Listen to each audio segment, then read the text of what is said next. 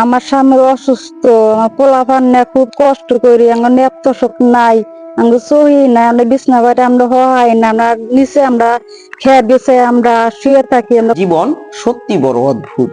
কুয়াশায় মোড়ানো হাড় কাঁপানো শীতকাল উচ্চবিত্তদের কাছে আনন্দের হলেও জীর্ণ শীর্ণ ভূমিহীন অসহায়দের কাছে এ এক অভিশাপের মতন। একদিকে ল্যাপ কম্বলের ওম লাভের আনন্দ উচ্চবিত্তদের কাছে মজার বিষয় হলেও খুব কষ্ট করে আনের কাছে সাহায্য চাই, আনারা আমার সাহায্য করুন। ঠিক অপরদিকে অসহায়দের কাছে এ যেন ভয়াবহ দুঃসংবাদের বিষয়।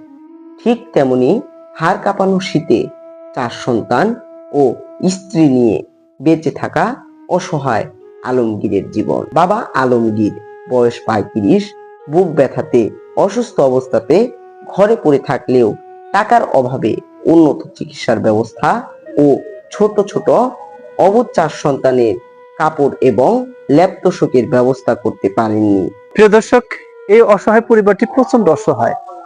তাদের থাকার মতো জায়গা নেই। একটি ভাঙা ঘরে 4টি সন্তান নিয়ে এই পরিবারটি প্রচন্ড অসহায় অবস্থাতে পড়ে আছে। বাবা কর্মক্ষম, অসুস্থ অবস্থাতে অসুখ হয়ে তিনি ঘরে পড়ে আছে, কাজ করতে পারেন না। তো এই অসহায় পরিবারটির বিষয় আমরা বেশ কিছুদিন আগে তুলে ধরেছিলাম, সেখান থেকে কিছু অর্থ সহায়তা আমরা তাদেরকে করেছি। আপনার একটু সহযোগিতা, আমার একটু সহযোগিতা, হয়তো এই প্রচন্ড তীব্র শীতে এই অসহায় পরিবারটি বেঁচে যাবে। দেখতে পাচ্ছেন শিশুদের একটি গায়েও শীতের কাপড় নেই, তাদের থাকার কম্বল বা তোষক, ল্যাপ তোষক নেই এবং তারা প্রচন্ড অসহায় অবস্থাতে পড়ে আছে। তো আসলে এই অসহায় পরিবারটিকে বাঁচানোর জন্য, তাদেরকে একটু সহায়তা করার জন্য সকলে পাশে দাঁড়ায়। ধানের খড়কুটো বিছিয়ে ছেঁড়া কাঁথায় তাদের দিন পার করতে হচ্ছে।